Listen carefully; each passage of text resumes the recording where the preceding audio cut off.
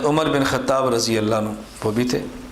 حضرت عمر بن خطاب نے کہا صدقت یا ابا بکر، ابو بکر آپ سچ فرماتے ہیں، حبب الی من الدنیا ثلاث، مجھے بھی 3 چیزیں پسند ہیں۔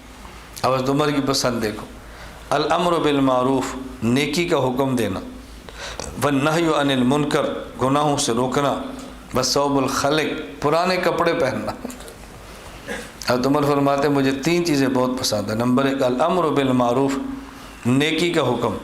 حضرت عمر پھر نیکی کا حکم جیسے دیتے تھے آپ کو پتہ ہی ہے نا، وہاں ترغیب نہیں تھی، حکم تھا۔ الامر اور ہوتا ہے، ترغیب اور ہوتی ہے۔ امر کسے کہتے ہیں؟ قول القائل لغیر افعل علی سبیل الاستعلاء، یہ ہے امر۔ کسی دوسرے کو کہنا کہ کرو اور پتہ ہو کہ اس نے کرنا ہے، نہ کیا تو بڑا مشکل ہے گا۔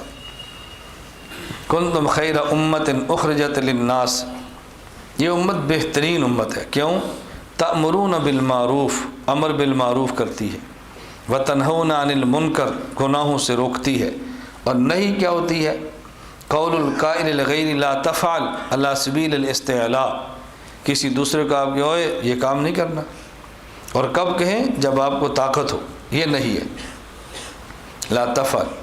اس امت کی خوبی کیا ہے؟ تأمرون بالمعروف، امر بالمعروف۔ نمبر 2 تنہون عن المنکر، نہی عن المنکر۔ آگے وتؤمنون، یہ تؤمنون باللہ آخر ملائے، اس کی وجہ یہ تؤمنون باللہ تو ساری امتوں میں تھا، اس امت کی خصوصیت نہیں ہے ایمان، وہ سب کے ذمہ تھا۔ اس امت کی خصوصیت کیا ہے؟ تأمرون بالمعروف وتنہون۔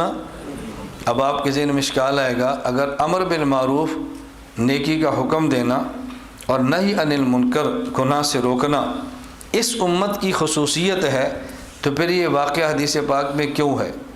اللہ رب العزت نے بھیجا جبریل امین کو کہ جاؤ فلاں بستی کو ہلاک کر دو، وہ میرے نافرمان ہے۔ جبریل امین آئے اور اس میں ایک عابد نیک آدمی بزرگ تھا، سجدے کر رہا، عابد عبادت میں۔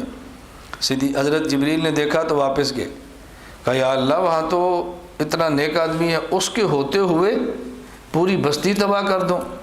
ان فیہ عبدا لم یاسق طرفۃ عین، پل جھپکنے کے برابر اس نے کبھی آپ کی نافرمانی نہیں کی، اس کے ہوتے ہوئے فرمایا ہاں پہلے اس کو پلٹو، اس پر بستی کو پلٹو۔ کیوں یا اللہ؟ فرمایا اس لیے کہ اس کو اپنی عبادت کی فکر ہے، لیکن وہ امر بالمعروف نہیں کرتا، دوسروں کو حکم نہیں دیتا۔ تو اس کا مطلب امر بالمعروف تو ان پر بھی تھا۔ تو پھر اس امت کی خصوصیت کیا ہے؟ آپ کو معلوم ہے کہ میں اس کتاب کا حوالہ دیتا ہوں جس تک آپ کی رسائی ہو۔ اس کا معنی لوگ یہ سمجھتے ہیں کہ مولانا صاحب کو عربی کتاب نہیں آتی، میں وہ کتاب بتاتا ہوں کہ جس کو آپ دیکھ سکیں۔ لوگ سمجھتے ہیں کہ اس کو عربی کتابوں کا پتہ نہیں ہے، تو اس لیے پھر غلط فہمی کے شکار ہوتے ہیں۔ معرف القرآن مفتی محمد شفیع صاحب رحمۃ اللہ علیہ کی آپ دیکھ لیں، فرماتے ہیں امر بالمعروف ان میں بھی تھا، نہی عن المنکر پہلی امتوں میں بھی تھا، لیکن اس امت اور ان امتوں کے امر بالمعروف اور نہی عن المنکر میں فرق یہ ہے کہ ان کے امر بالمعروف کو مسترد کیا جا سکتا تھا، اس امت کے امر بالمعروف کو مسترد نہیں کیا جا سکتا۔ ان امتوں کے پیچھے عمومی طور پر وہ جہاد کی طاقت نہیں تھی جو اس امت کے پاس ہے۔ یہ خصوصیت کی وجہ ہے۔ ہم سمجھتے ہیں کہ صرف ترغیب و ترہیب وجہ ہے، یہ صرف وجہ نہیں ہے۔